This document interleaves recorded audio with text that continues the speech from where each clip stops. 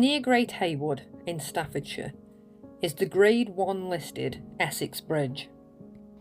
This bridge crosses the River Trent just 100 metres downstream from where it meets the River Sow.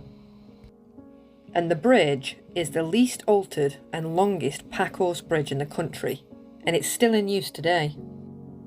It was built in the late 16th century, originally as a wooden bridge, and it was said to have been commissioned by Robert Devereux, the 2nd Earl of Essex. And it was said that he built the bridge so that the Queen didn't have to ford the river to go and visit him at nearby Chartley Castle and to go hunting in the woods. And although there's no proof that this is why the bridge was built, the historical record does confirm that a wooden bridge requiring maintenance existed on this site as early as 1583, which does align with the Earl's timeline, but it doesn't necessarily mean that he built it for the Queen. The stone bridge that stands today replaced the wooden bridge and was originally called Shugborough Bridge. It was built as a packhorse bridge, which is why the sides are so low and why there's these points sticking out at the side. It was built like this so that the horses could go across and not get the packs stuck, and so that people could stand in the little alcoves and let the horses pass through the middle. When this stone bridge was built, it originally had over 40 stone arches, and the bridge extended right into Shugborough Park. But today, only 14 of those arches remain. There's a record of the bridge as early as 1583, because the inhabitants of Great Haywood were repairing the bridge, and in 1679, Chetwynd noted that a wooden bridge connecting Shugborough and Haywood had fallen into disrepair, and was reconstructed in stone with 43 arches. Slightly downstream from the Essex Bridge is the Iron Bridge. This bridge spanned across the river and across the canal, but it was demolished in the 1950s. But if you head down on the side that Shugborough Hall is in, through the trees, and don't forget to take in how beautiful all of these trees are, because there's some really unusual ones down here. But as you go down, you will find the remnants of the old Iron Bridge. This bridge was constructed to accommodate the needs of the Anson family at Shugborough Hall, and it was designed to provide a more convenient route for the horse and carriage, especially on Sundays when the family attended the church at the other side of the river.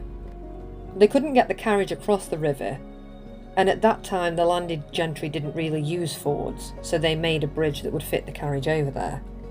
But this is all that's left of the part that went over the river because it was demolished in the 50s. But the section that goes over the Trent and Mersey Canal is still there, and it actually is still used as a footpath. But you can see here where the path would have gone across the river and across the canal, and that leads to where the footings are in the woods. It's fascinating how these little remnants are always just left here and there for us to find.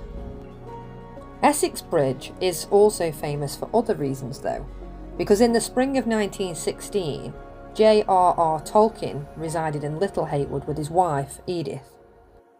But the village, which is situated where the rivers Sow and Trent meet near Essex Bridge, actually inspired some fictional settings in Middle-earth. Tavrobal, where the rivers Gre and Afros meet near the House of 100 Chimneys, is thought to be this area, and the House of 100 Chimneys is thought to be modelled on Shugborough Hall. And Essex Bridge is supposedly the Grey Bridge of Tavrobal, which is a ballad he composed. The bridge is still really important today. It enhances public access and recreational opportunities in the area. It forms a key segment of the Staffordshire Way, which is a long-distance footpath which is beloved by hikers and history enthusiasts alike. This path connects the Trent and Mersey Canal towpath with a broader network of trails that lead through the historic Shugborough estate and extend along to Cannock Chase, which is an area of outstanding natural beauty. And the bridge attracts visitors all year round, especially in the summer when the river is a magnet for swimmers, and obviously because it's a ford you can go across with your dog, and we even take the horses down in the summer to have a splash down there. It's lovely and cooling, and it genuinely is a beautiful place. We'll never know why the bridge was reduced from the 40 plus arches that it had down to the 14 that it has now. But we're so lucky that this survives and that we can still use it today. So thank you very much for watching, and if you love local history, don't forget to check out my other videos and my website, The Red Haired Stokey.